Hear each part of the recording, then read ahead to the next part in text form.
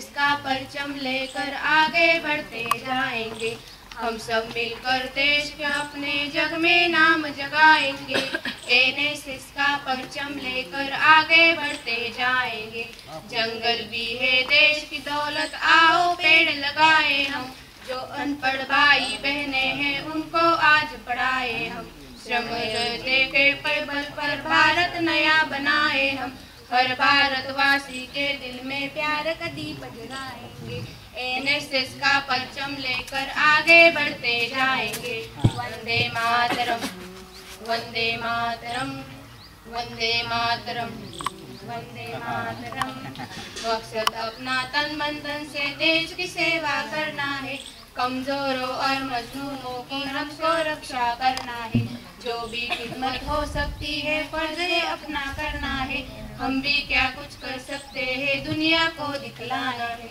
NSS का परचम लेकर आगे बढ़ते जाएंगे। वंदे मातरम, वंदे मातरम, वंदे मातरम, वंदे मातरम। जात पात का भेद मिटाकर सबको गले लगाना है। ऊंच नीच की दीवारों को तोड़ के आगे जाना है। नेहरू और आजाद की बातें लोगों तक पहुंचानी है। गांधी जी के सब सपनों को पूरा कर दिखलाएंगे। एनएसएस का परचम लेकर आगे बढ़ते जाएंगे। वंदे मातरम, वंदे मातरम, वंदे मातरम, वंदे मातरम। खरा तो एकची धर्म, जगाला प्रेम हरि पावे। खरा तो एकची धर्म, जगाला प्रेम हरि पावे। जगी जे दीन अति पतित, जगी जे दीन पद ललित। तया जाऊन उठवावे, जगाला प्रेम हरि पावे। खरा तो एकची धर्म, जगाला प्रेम हरि पावे। सदा जे अर्थ अखिल कल, दयांना गांजती सकल। तया जागून हसवावे, जगाला प्रेम पावे। खरा तो एकची धर्म, जगाला प्रेम पावे। कुणांना व्यर्थ शिनवावे, कुणांना व्यर्थ हिनवावे। समस्ता बंधु मानावे, जगाला प्रेम पावे। खरा तो एकची धर्म, जगाला प्रेम पावे। प्रभूची लेकरी सारी, तयांना सर्व ही प्यारी। गुणांना तुच्छ लेखावे, जगाला प्रेम पावे। खरा तो एकची धर्म, जगाला प्रेम पावे। असे हे सारे धर्मांचे, असे हे सारे सत्यांचे। परार्था प्राण ही द्यावे, जगाला प्रेम हरि पावे। खरा तो एकची धर्म, जगाला प्रेम हरि पावे। धन्यवाद।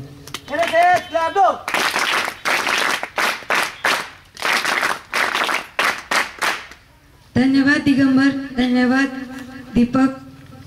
आलेल्या पाहुण्यांचं स्वागत करणं ही आपली परंपरा आहे।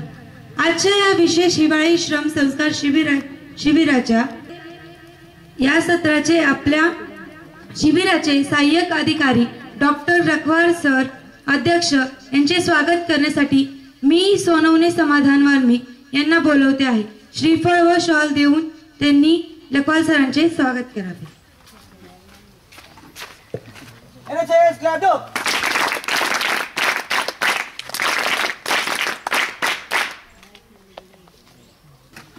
धन्यवाद समाधान। त्यानंतर प्रबोधन वर्गाच्या या सत्राचे वक्ते माननीय श्री मुकुंद करंबळेकर यांचे स्वागत शुभम याने करावे।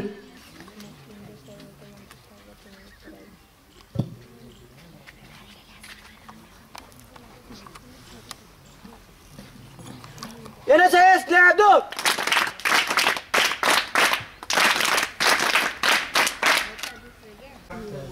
कार्यक्रमास आपणास वक्ते म्हणून लाभले आहेत तर मी राठोड दिगंबर सरांचा परिचय करून देत आहे. माननीय डॉक्टर साहेब हे वैद्यकीय क्षेत्रातील प्रतीर्थ यश डॉक्टर आहेत.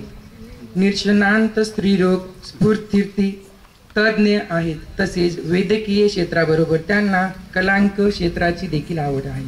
त्यामुळे त्यांनी रंगगंध कल्याणास इथे स्थापक म्हणून आहेत. नाट्यशास्त्रांची देखील त्यांना खूप आवड आहे.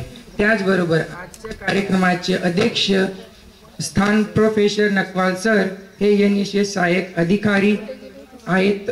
त्यांचे पण मनापासून स्वागत करतो. त्यांनी आज अध्यक्ष स्थान भूषविले म्हणून त्यांचे पण आभार मानतो. धन्यवाद. NSS Clap 2.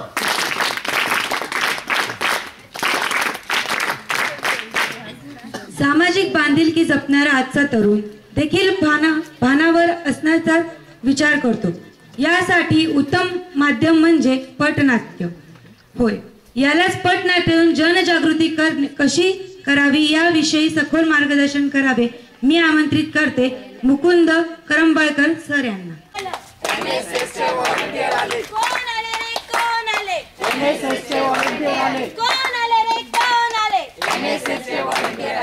NSS Clap 2.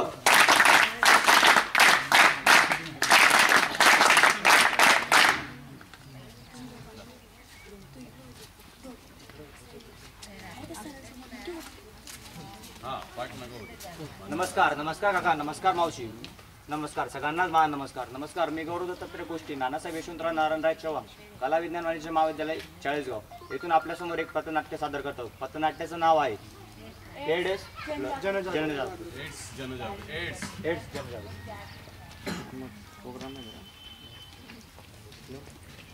अरे बाबल्या कधी जलेबी खाऊ घालतो मग मी तर पुऱ्या गावाला पेढे वाटले. असं आहे का? सांगस मग माले काय बोलतोय? मला पोरेतले पोरे विकत मला लग्न कर करते. पण मित्रासले पोरे घेत असा हा या माणसाला काही समजावत नाही. मग कधीच नाही सांगितलं राहिलो पोऱ्या डोका बरोबर लावू गे आता त्याला लग्न नाही काही तुमच्या पोट्या ठेवू ते जीवन अरे बाय, ते काम धंदा करत नाही, काही करत नाही, त्यांना कसं काय लग्न होईल? असं कसं लग्न होणार नाही. गावना सरपंच असतो मी. सरपंच म्हणून कोणी बी पोरगी दिली का त्याला? गावना बेटा कामे करतात पण मला घरमधलं एक काम नाही होणार तुम्हाला काही. अरे तो शिकायला तर पाहिजे, शिकत नाही, काय नुसता उन्हाळा तिकडे तिकडे आपला बाई- घरना शेती माल सुद्धा काम करत नाही तो. आपला बाय काय प्रॉपर्टी कमी शका प्रॉपर्टीला काय करस? ते तुम्ही काय सांगू नका मला पण आणलं नाही लग्न जमणार तुम्ही मला दमदम विचार तुम्ही कोण नाही मित्र विचारतच तुम्ही मला मित्रांनी पोरगी आहे त्याला विचारित तू. विचारू नका लग्न जमणार जाते. दमदम फोन लावा लावा सांगते. आत्या लावा. हॅलो, पिकर ऑन करा पिकर. हॅलो दम ना, थोडा दम धर ना. उचला ना. हॅलो, हा बोल ना गौरे. काय करतो राव सगळा? बस बसलोय काय तब्येत वगैरे ठीक आहे ना? एकदम. अरे तुमची काय चाललंय? काय नाही, एकदम मजेत. अरे मी काय म्हणतोय, माझ्या मुलाचं लग्न करायचं होतं. मग तुझी आपण दोघी मित्र आहे, मग तुला एक मुलगी आहे ना? हो आहे ना. दी टाक म्हणा ना पोराले. दम ना आपलं. मग आपण मित्रांना राहता आपण ना समधी बनी जाऊ. हो काय आता मग? आम्ही सकाळी जातो. दुपारला सांगा ना आता टाइमच्या ना गाडीच्या ना. दुपारनी गाडीला काय करस, थोडी तयारी तर करायला लागेल ना. दम मग मार. पोरागण राजबिंडाशे त्याला काही करायची तयारी नाही. बरं बरं तुम्ही सकाळी सकाळी जाऊ आपण. हा ना सकाळी जाऊ आपण. सकाळी येतो आम्ही. हा ठेवतो. आई देख भाऊ तेसले वाटायला नको आपल्या घरात शास बरा. तुम्ही बाप सारखा थैता नको करू दिसता. हा म्हणजे मी तर करस. काय टाकून नाही शकत तुम्ही. आणि मग कोणी गावाला सरपंच राहिले का? त्या बी तुम्हाला सारखा शेतच. हा ते सरपंच बनायला लायकीला नव्हतात पण ते काय शे आजकाल तर काय होई जायले. हा ज्याने दिली नोट त्याला दिना बोट म्हणून बनलात तुम्ही बी सरपंच निघा.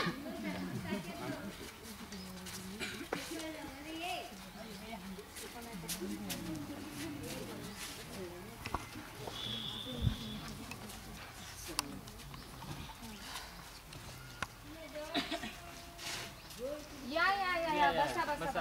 ओ बहीण बडीला सुद्धा आम्ही तो पहिले पोरदार. आओ थांबा ना दम धरा. बसायला दम करा मन पोरण लग्न करा नाही माले. आओ बसा की. कितला टाइम बसू लगेच पोरदार तू पहिले. आओ बसा बटी घेतो आण. ए पोरी चल ग. मला पोरगी पटणी. शांत हो, तुम्हाला काही दिसत नाही वाटतं. सच्चा जास्त पाहिजे तुले सगळे येतं. स्वयंपाक मी पक करेलच ना हा खरंच ना हा ना नाही तर बस आमना करेन मलाच कांदा कापायला लाव आपण आता पडतीस तुमले. देखा ना मग ती शिकेले, ती बाहेर देश मध्ये शिकेले, ती का काम धंदा करी का? आणि मग नको तुला काही समजत नाही ना अहो कोणता शिकेले? नको मामन मला बोला. तुम्ही काय बोलला का माझ्या पोराने? सांगितलं नाही तुम्ही पहिले जाऊ काम धंदा करत नाही, शिकेल आता लोक भेट राहिली ना. तुम्ही इथे भांडण करायला आलेत का? ओ ताई आमना बोलवाय ना तू ऐकले दमदर हा तर जाऊ द्या आई देखा आता तुमने पोर आमना पोराला पसंत छे आमने से 100 बिघानी पारपटी मग मी काय म्हण राहिलो आमना पोरा 24 कॅरेट ना सोनं शे हा तर तुम्ही काय त्यांना कमी काढू नका त्यांना काय तुमले कमी सापडाव नाही तर मी काय म्हणस तुमने पोरांना पोराला पसंत छे मग जमाडी लिहू 100 कॅरेटचे सोनं आम्हाला देऊन टाका. माय काय वाटस काय भाऊ तुले काय आम्हाला एकोणता एक पोरगा आणि तुमले कसं काय देऊ? असं काय करत होती? शिकेल नाही ना पण. हा शिकेल नाही असं तुला नाही. आमची पोरगी अमेरिकेला शिकली हो. आमना पोरा बटा गावना डोरे वायल अमेरिकाने शिक्षण काय काम ना आमना पोरा समोरून बटा गाव चहा पेस इथला रिकामा आहे तुमना पोरे. O by I bus sir कर नाही हो मला काय माहिती मला पोर पसंत आहे. हा ती काय म्हणसो देखा मग तुमले काय देवाने ते दिले आमना एकोलता एक पोरा शे काय देऊ तुम्हाला आम्ही? काय देऊ म्हणजे आजकाल जमाना तुम्हाला माहिती नाही का? कसा ना जमाना उठना गाव मग कसा आजकाल पोरीना जमाना आहे. काय नाही आमले उंडा गुंडा काय असो दिले तुम्ही होणार नाही आमच्याकडे. मग ते पोरगी आई आहे देखा की छान? हाय देखा पोरा पसंत शे म्हणून उनत नंतर असा करेस करावे डोकी मी देखतच नाही बरं हा, मग आम्ही पण तसेच शिबर का? बरं ठीक आहे पसंत आहे. हा गाव सकाळला जा त्या गुरुजी काय शे काय म्हणतोस त्याला पत्रिका काय शे ते दाखवले आपल्या पोरांनी हा त्याने काय जाऊ नका तो आहे ना चांगला शे हा त्याने काही गरज नाही की पोरले मंगाय ठिंगाय काय ते देखी या हा चालेल हा मग चालेल ना मला हे लग्न मंजूर नाहीये. काय ग पोरगी काय बोलते? मला हे लग्न मंजूर नाही कारण आतापर्यंत फक्त तुमच्या संस्कारांमुळे मी शांत आहे. पण हे पत्रिका बघणं यापेक्षा मुलाची एजची चाचणी करणं हे सगळ्यात जास्त महत्वाची गोष्ट मला हाय काय वाटते. चरचर कर राहिली व बरोबर आहे ना मग. काय बरोबर शे हाय काय लाईन तो नवीनच नवीन नाहीये. प्रत्येक लग्नात पत्रिका जुळवण्याच्या आधी HIV ची टेस्ट करणं हे सगळ्यात महत्वाचं हाय मानलं. काय टेस्ट पिस्त सांगितलं राहिली तुम्हाला कुठून नवीन आणू तू आधी? हे आधीपासून चालत आलं. काय आधीपासून चालत होतं? आमचे बी लग्न झाले, आमची थोडी एडची चाचणी झाली. आता तुमचा प्रॉब्लेम ना. तो प्रॉब्लेम बिब्लेम काही माहित नाही आम्हाला तुम्ही पोर कराने शे तर टेस्ट पिस्ट मी काय करू देवा आणि मग पोराशे गरीब ताई आहेत ताई ना. ताई थांबा तू कोण आहे जरा डॉक्टरनी इज्जत तर ठेवा मग आई दिसत नाही तुला संभाई सांग पोर द्या बरं बाई नांद येते कस पोऱ्यानी माय शे तुम्ही मला मान्य आहे पण आई पोर लग्न करा नाही म्हण राहिली ना कसाला नाही म्हणत राहिली ती नाही मंगार ना इथला मोठा सोनं शे तुमच्या सोन्याला मला काय करायचंय तुमच्या मुलाची HIV ची टेस्ट करा तरच मी लग्न करेन.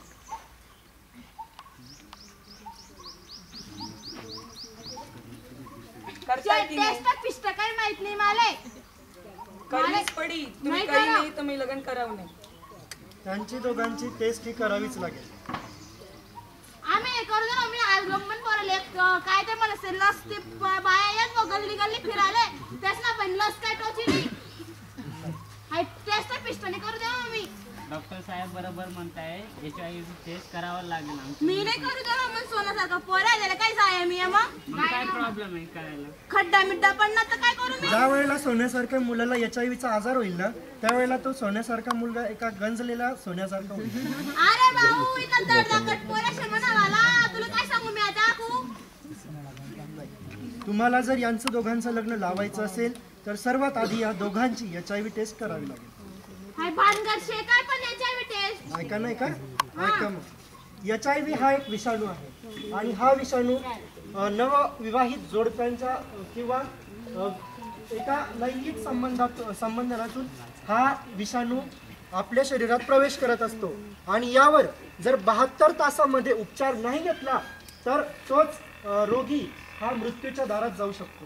आता हा विषाणू झाल्यानंतर कोणकोणते लक्षणं आपल्याला दिसतात, तर काही लोकांना ताप येतो, खोकला येतो, डोकेदुखी, थकवा जाणवतो, स्वाईन फ्लू सारखी लक्षणे दिसू लागतात, जी विषाणूच्या संपर्कात आल्यानंतर 2 ते 4 आठवड्याच्या आतच येऊ शकतात.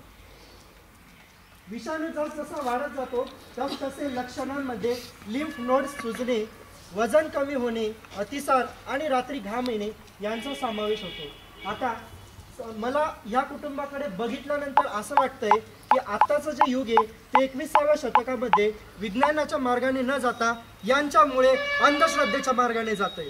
आणि आज जर आपल्याला हे वाचवायचं असेल तर ICTC ग्रामीण रुग्णालय 40गाव या ठिकाणी जाऊन प्रत्येक नवविवाहित जोडप्यांची HIV टेस्ट झाली पाहिजे. ही टेस्ट अगदी मोफतपणे होत असते. त्यामुळे माझी सर्वांना विनंती आहे की सर्वांनी लग्नाच्या आधी ही HIV टेस्ट करून घेणं कंपल्सरी आहे. कारण एका वेळी तुम्ही पत्रिका न जुळवता लग्न केलं तर आयुष्यभर त्यांचा संसार टिकूही शकतो. पण जर तुम्ही HIV टेस्ट न करता त्या लग्नाला परवानगी दिली किंवा ते संबंध जुळवून आणले तर त्यामुळे नववधू किंवा त्या समोरचा व्यक्ती जर HIV बाधित असेल तर त्यामुळे त्या नववधूलाही तो HIV बाधित तीही होऊ शकते आणि पुढे जाऊन त्यांचं पूर्ण भविष्य खराब होऊ शकतं. ही एक चाचणी तुमचं, आमचं आणि आमच्या तुमच्या अनेकांचं आयुष्य नष्ट होण्यापासून वाचवू शकते. तरी HIV टेस्टमुळे तुम्हा आम्हाला कुठल्याही प्रकारची काही हानी होत नाही. ती फक्त आणि फक्त आपल्या आयुष्याच्या आणि भविष्याच्या सुरक्षिततेसाठी केली जाते. हे आपण सर्वांनी समजून घेऊया आणि आपल्या आजूबाजूला सभोवताली जिथेही कुठे लग्न समारंभ किंवा HIV बाधित रुग्ण आपल्याला आढळत असतील तर तिथे HIV टेस्ट करून घेण्याचा आग्रह धरूया. मनपूर्वक धन्यवाद.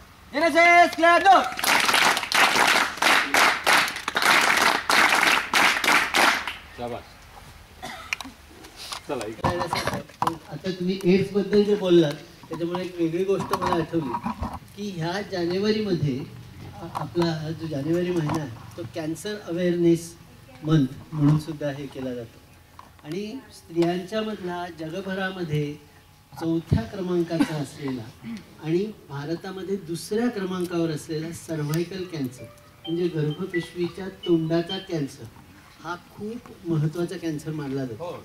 किती महत्त्वाचा तर दर 5 मिनिटाला एक केस सापडते आपल्या भारतात आणि दर 8 मिनिटाला एका स्त्रीचा मृत्यू होतो या सर्व्हायकल कॅन्सरमुळे. हा जो सर्व्हायकल कॅन्सर आहे तसाच इतरही म्हणजे योनिमार्गाचा कॅन्सर किंवा गर्भाशयाचा कॅन्सर किंवा उदरद्वाराचा कॅन्सर असे अनेक ठिकाणचे जे कॅन्सर आहेत ते सुद्धा आता समजलेलं आहे की HPV म्हणजे ह्युमन पॅपिलोमा व्हायरस या व्हायरसमुळे हा आजार साधारणपणे 95% केसेसमध्ये होतो. आणि त्यासाठी इलाज म्हणण्यापेक्षा त्यासाठी प्रिव्हेंटिव्ह लस आता आपल्याला सापडलेली आहे. तर ती जी लस आहे HPV लस पूर्वी ती प्रचंड महागडी होती. आता भारतीय सिरम इन्स्टिट्यूटने ती लस काढलेली आहे आणि ती बऱ्यापैकी स्वस्त झालेली आहे. तर आम्ही आमच्या शल्यशोभा हॉस्पिटलमध्ये ही लस उपलब्ध केलेली आहे. वयवर्ष 9 ते 14 ह्या वयोगटातल्या मुलींसाठी ती लस आपल्याला 2 डोसेसमध्ये द्यायला लागते. एक आत्ता दिलं तर त्याच्यानंतर 6 महिन्यांनी आणि 14 वर्षाच्या वरील जे कोण आहेत अगदी 45 वयापर्यंत द्यायचं झालं तर आज एक, महिनाभराने एक आणि नंतर 6 महिन्यांनी अशा 3 लसी द्यायला लागतात. एवढाच फरक आहे. पण ती लस घेतली तर साधारणपणे 95% केसेसमध्ये हे टाळता येतं कॅन्सर होणं. गर्भपिशवीच्या मुखाचा कॅन्सर होणं ते टाळता येणं शक्य. आम्ही आमच्या हॉस्पिटलमध्ये 29 फेब्रुवारीपर्यंत महिनाभर ही लस 10% सवलतीमध्ये द्यायचं ठरवलेलं. तर तेव्हा आता इथे मुली पण बऱ्याच आहेत आणि मुलं आहेत त्यांना भाऊ बहिणी असणारच. तर त्या सगळ्यांना आवर्जून ही लस घ्यायची सांगा. आमच्या हॉस्पिटलमध्ये ती उपलब्ध आहे. आणि आता हा जो आजार आहे हा आजार पंजाब आणि सिक्कीम या 2 राज्यामध्ये मोठ्या प्रमाणावर होतो. तर तिथे त्यांनी आतापर्यंत 50,000 मुलींना अशा तऱ्हेची लस दिलेली आहे आणि त्यांना कुठलंही मेजर काही साईड इफेक्ट काही हे सापडलेलं नाही. म्हणजे लस दिल्यानंतर कधीतरी थोडंसं चक्कर येणं किंवा मळमळ होणं किंवा डोकं दुखणं असं बारीक ताप वगैरे असं जे रुटीन कुठलीही लस दिल्यानंतर थोडासा जो त्रास होतो तशा त्रास होऊ शकतो. पण ही लस घेणं महत्त्वाचं आहे आणि हा मोठा आजार टाळता येणं सहज शक्य आहे. म्हणून आता सहज सुचलं म्हणून हा जरा विषयांतर झालं तर ते मी बोलतो. खरं म्हणजे तुमच्या कॉलेजमध्ये आता खरं सर नवीन आहे पण मी अनेक वर्षांपासून येतो. मधल्या काळात जरा करोना काळामध्ये 2 वर्ष गॅप झाला पण नेहमीच कुठल्या ना कुठल्या निमित्तानं कधी कलामंडळाचं उद्घाटन असेल, कधी मुलींच्या बाबतीतले जे काही तरुणपणात येणारे प्रॉब्लेम्स आणि त्याच्याबद्दलचे सगळे गोष्टी त्याच्याबद्दल गप्पा मारायला येतो, कधी कुठल्या तरी पुस्तकाचं प्रकाशन असतं त्याच्यासाठी येतो आणि नियमितपणे या कॉलेजमध्ये मी येतो आणि त्यावेळेला अशीच उत्साही चेहरे सगळे जे तुमचे तरुण टवटवीत चेहरे दिसतात त्याचा मला खूप आनंद होतो. आणि मला म्हणजे आता कसं सांगू, मी जेव्हा प्रॅक्टिस सुरू केली मला आता 40 वर्ष झाली आहे तिथे स्त्री डॉक्टरचं म्हणून काम करायला लागलं. तर यांना नाना जे आहेत ते तिथं राष्ट्रीय विद्यालयाच्या याच्यामध्ये बोर्डिंगमध्ये राहायचे आणि त्याच्या पाठीमागे माझं हॉस्पिटल होतं. त्यामुळे ह्या सगळ्या मंडळींना मी खूप जवळून ओळखतोय तेव्हापासून. म्हणजे यांना नाना बसनी सगळीकडे जायचे किंवा सायकलवर जायचे, पायी जायचे आणि काम हे करायचे. म्हणजे आत्ता जे श्रमसंस्कार शिबिर आहे त्याचं मला खरोखर हे वाटतं की हे कॉलेज एक चांगल्या तऱ्हेनं आज सुद्धा म्हणजे 40 वर्षापासून मी यांचं काम बघतोय आणि नंतर अर्थातच डॉक्टर विनायक चव्हाणकर माझे जवळचे मित्र आहेत. त्यांनी ज्या वेळेला ते साने गुरुजी भवन बांधलं किंवा हे केलं त्यावेळेला त्यांनी स्वतः सगळं इलेक्ट्रिकल वायरिंग इंटरनल जे करायचं होतं कुठल्या इलेक्ट्रिशियनना न सांगता त्यांनी केलं. त्यावेळेचे प्राध्यापक विद्यार्थी त्या सगळ्यांनी श्रमदान करून ते बांधलं होतं. तर ह्या पद्धतीचे जे संस्कार आहेत ते तुमच्याकडे चांगलं माणूस घडवण्याच्या तऱ्हेनं एक कॉलेज करतंय ह्याचा मला खूप आनंद होतो. अर्थातच पथनाट्य म्हटलं तर आता जे काही तुम्ही सादर केलं छान केलं त्याच्यात प्रश्न नाही. पण हे सगळं करत असताना मला एक जाणवत होतं की हे पथनाट्य तुम्हाला कोणीतरी दुसऱ्याने लिहून दिलंय तुम्ही काय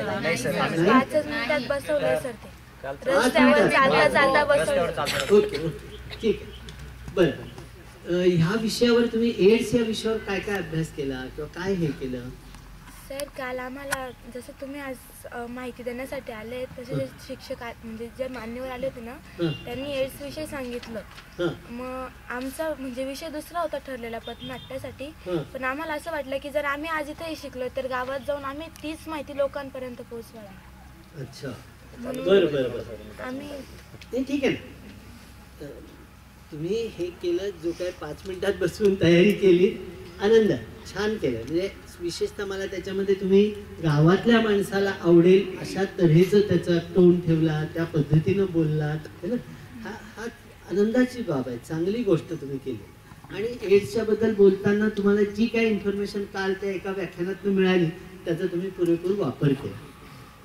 पण मला असं एक वाटतं की पथनाट्य हे जे गोष्ट असते रेग्युलर नाटक एक वेळेस होतं कारण त्याच्यामध्ये लिहिलेले संवाद असतात है ना.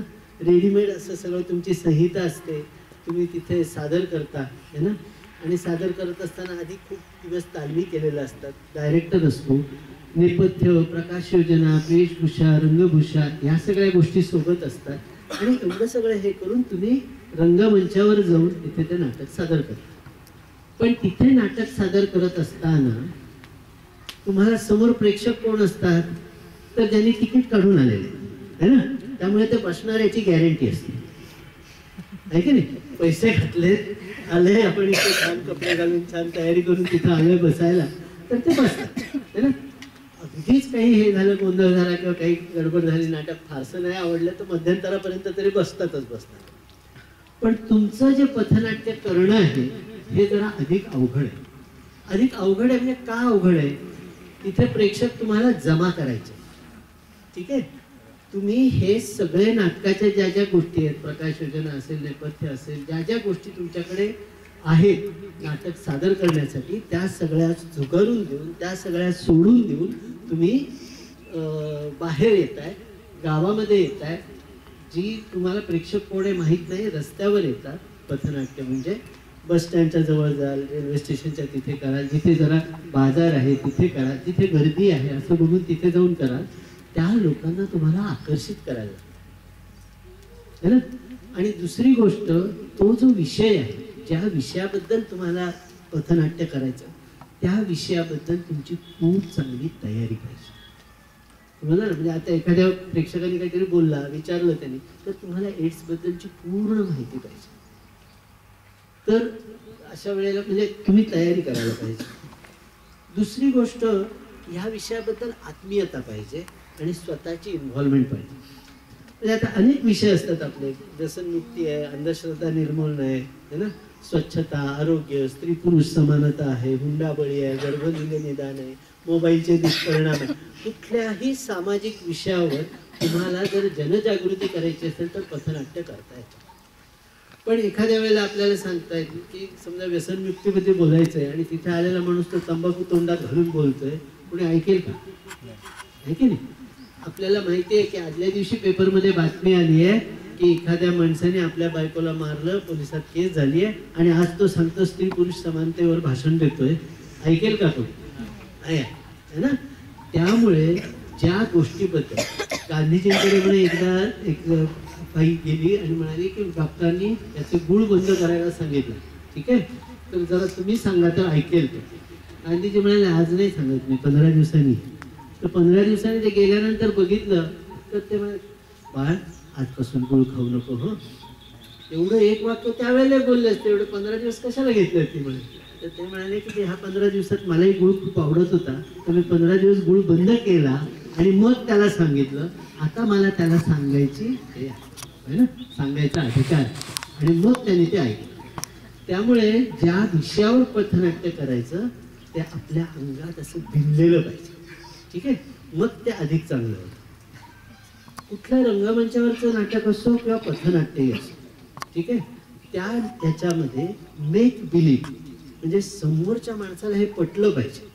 आज जर ती मुलाची आई आहे तर मुलाची आईच वाटली पाहिजे, है ना. असं दुसऱ्याला संशय सुद्धा आला नाही पाहिजे की अरे ही कोणतरी दुसरी आहे, आत्ता तात्पुरती तिकडे डोक्यावर घालून ती सासूचा रोल करते का आईचा रोल करते असं वाटायला नाही, ठीक आहे. फील दिला पाहिजे. दुसऱ्या पथनाट्याच्या बाबतीतल्या लिमिटेशन्स कशा येतात, सुरुवातीला तुम्हाला अट्रॅक्ट करण्यासाठी तुम्हाला काहीतरी गोष्टी लागतात.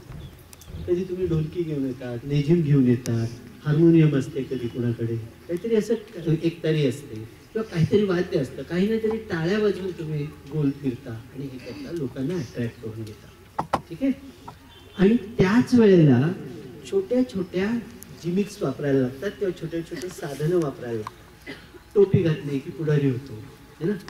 ऐकायला मी स्टेथोस्कोप घातला त्याच्याबरोबर डॉक्टर होऊन गेले, है ना. अशा सगळ्या गोष्टी, छोटी छोटी गोष्टी वापरून, सिम्बॉलिक त्या वापरून तुम्हाला तुमचं असणं हे एस्टॅब्लिश करायला, ठीक आहे.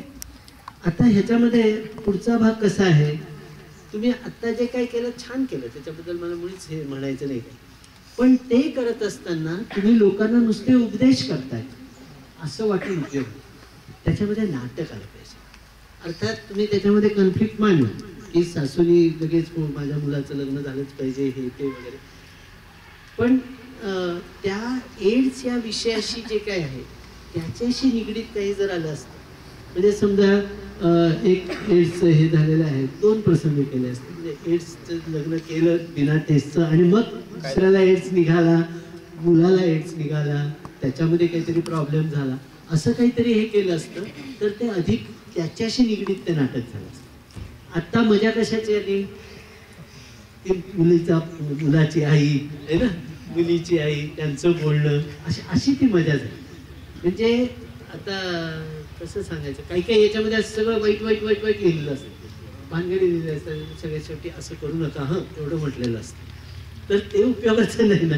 तुमचा विषय जो आहे एड्सचे दुष्परिणाम काय आहे, काय वाईट घडू शकतं, त्याच्याबद्दल नुसतं डॉक्टरने उपदेश केला असं, त्याच्या पलीकडे ते असायला पाहिजे.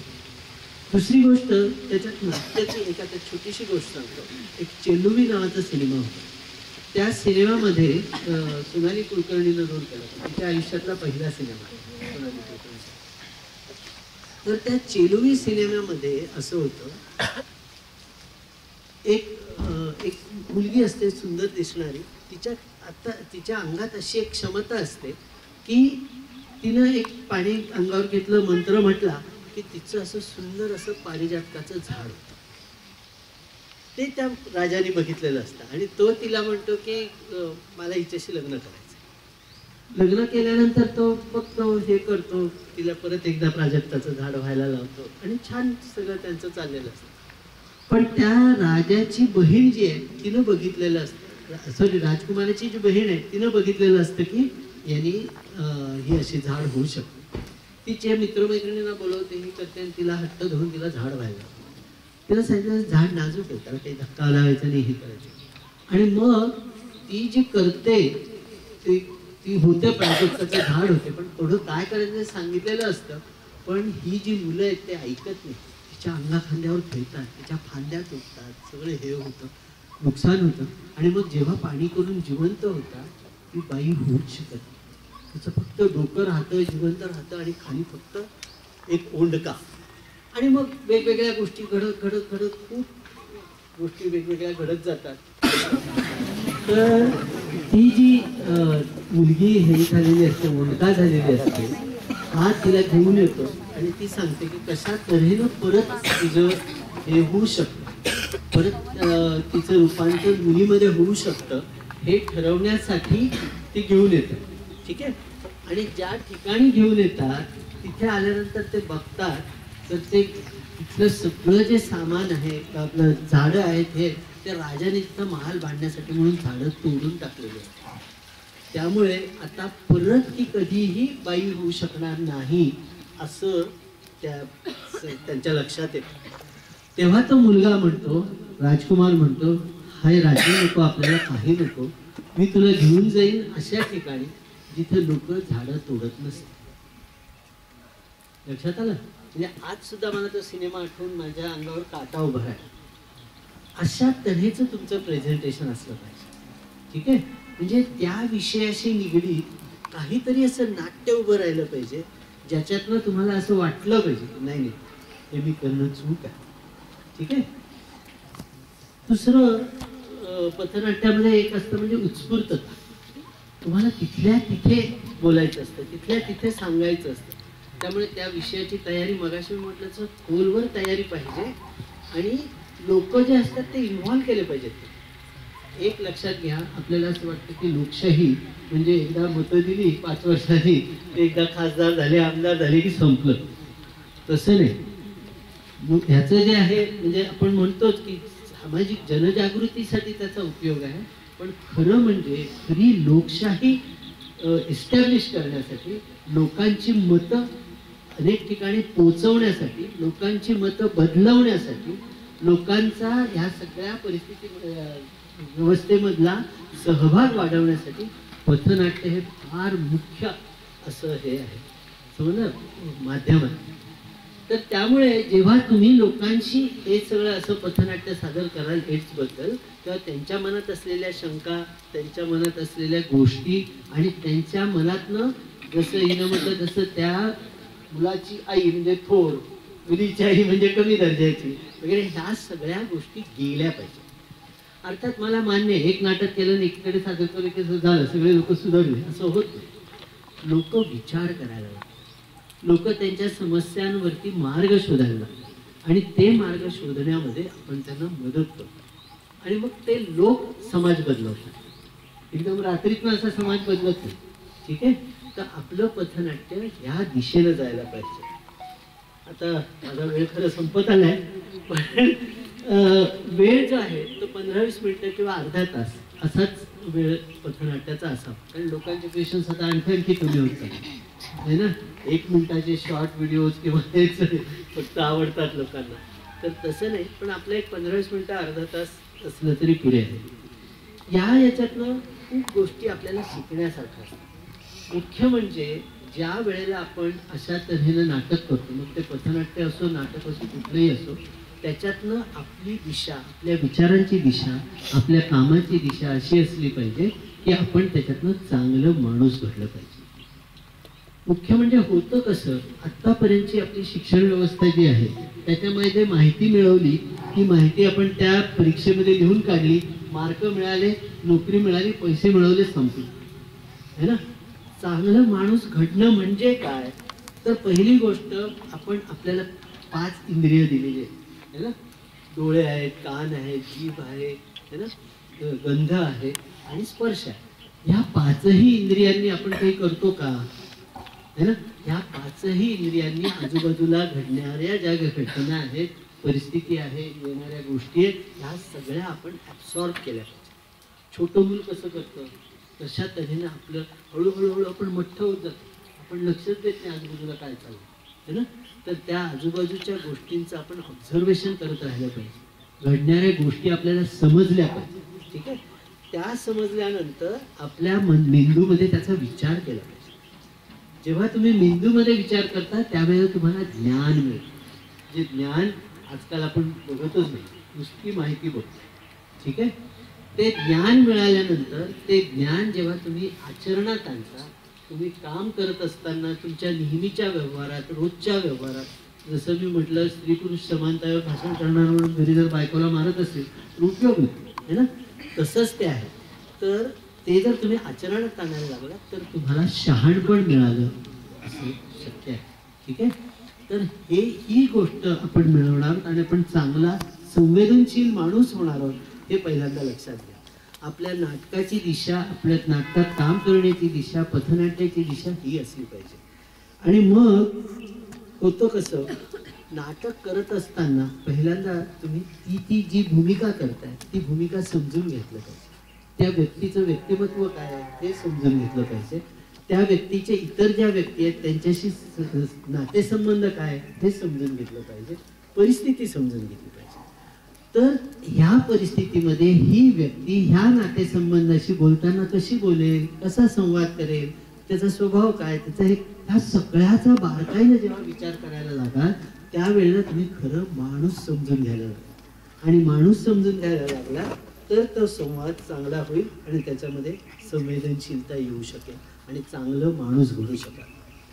आणि मला हे वाटतं की कलाकार म्हणून आता संधी खूप वाढल्या. जाहिरात क्षेत्र आहे, इतर अनेक गोष्टी आहेत. तुमची पथनाट्य जी आहेत, गव्हर्नमेंट वेगवेगळ्या त्यांच्या योजना हे करण्यासाठी पथनाट्य वापरतात आणि त्याच्यामध्ये पैसे बऱ्यापैकी मिळतात लोकांना.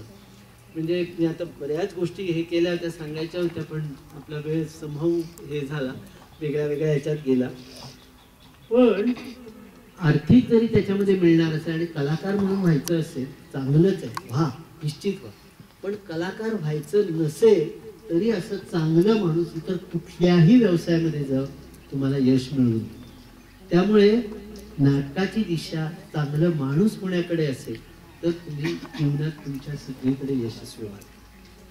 तर एक 2च गोष्टी मला सांगायच्या की आम्ही म्हणजे आता ताईंनाही माहिती आहे, आम्ही गेली 21 वर्ष चाळीसगावमध्ये जागतिक लेव्हलचा अभिवाचन महोत्सव करतो. हा जो अभिवाचन महोत्सव आहे याची महाराष्ट्रामध्ये आता 22 ठिकाणी प्राथमिक फेरी चालू आहे. आणि त्या प्राथमिक फेरीमधनं अंतिम फेरीमध्ये आलेले प्रत्येक ठिकाणाहून 1-2 असे त्यांचं सादरीकरण 23, 24, 25 फेब्रुवारीला तुमच्याच ह्याच्या साने गुरुजी भवनमध्ये असणार. तर ते जे सादरीकरण असतं, अभिवाचन असतं, तिथे लोक मोठ्या म्हणजे सगळीकडे इव्हन परराज्यातले असतात, परदेशातले पण असतात. त्यांचा अर्थात आम्ही व्हिडिओ दाखवतो. पण इथले जे महाराष्ट्रातले लोक आहेत ते स्वतः सादरीकरण करतात. तर तुम्हाला जर पथनाट्य, नाटक ह्या सगळ्यामध्ये इंटरेस्ट असेल किंवा एक खूप समृद्ध करणारा चांगला अनुभव घ्यायचा असेल तर त्या दिवसात 3 दिवशी दिवसभर 23, 24, 25 महाराष्ट्रातलं उत्तम टॅलेंट तिथे आलेलं असतं. मी सरांना सांगितलंय की कमीत कमी 5 मुलं 5 मुली तरी पाठवा, 3 दिवस तिकडं राहा है ना. आणि त्याच्यासाठी आम्ही बक्षीस पण ठेवलेलं. तुम्ही जर का परीक्षकाशी मिळता जुळता निकाल देऊ शकलात तर तुम्हाला आम्ही 500 रुपयाचं बक्षीस देतो. आणि जी शाळा किंवा कॉलेज त्यांची मुलं त्याच्यावरती त्यांनी त्यांना आवडलेलं जे अभिवाचन आहे त्याच्यावरती एक 8-10 ओळीमध्ये लिहून द्यायचं.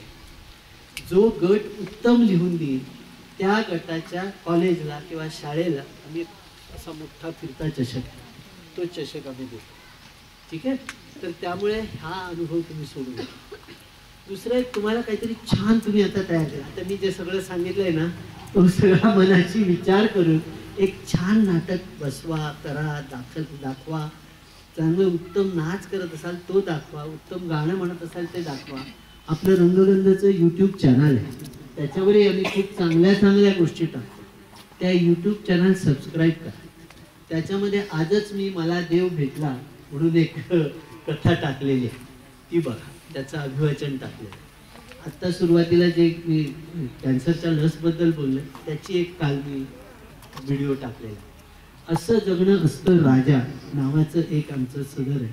त्या सदरामध्ये वेगवेगळ्या छान छान गोष्टी आहेत. तर तुम्हाला नाटक म्हणून तयार करताना किंबहुना माणूस म्हणून समृद्ध होताना या यूट्यूब चॅनलचा निश्चित चांगला उपयोग होईल. तुम्ही ते बघा, सबस्क्राईब करा, नियमितपणे त्याला व्हिजिट देत जा. तुम्हाला निश्चित त्याचा फायदा होईल. आणि तुम्हाला काही सादर करायचं असेल त्याच्यात तर ते तुम्ही व्हिडिओ करून आडवा मोबाईल धरून व्हिडिओ करायचा आणि आमच्याकडे पाठवा. आमची कमिटी ते बघून त्याचा दर्जा बघून आमच्या याच्यामध्ये समावेश आहे. सगळ्यांना पुढील वाटचालीसाठी आणि खूप छान छान समृद्ध चांगलं माणूस होण्यासाठी खूप खूप शुभेच्छा. धन्यवाद.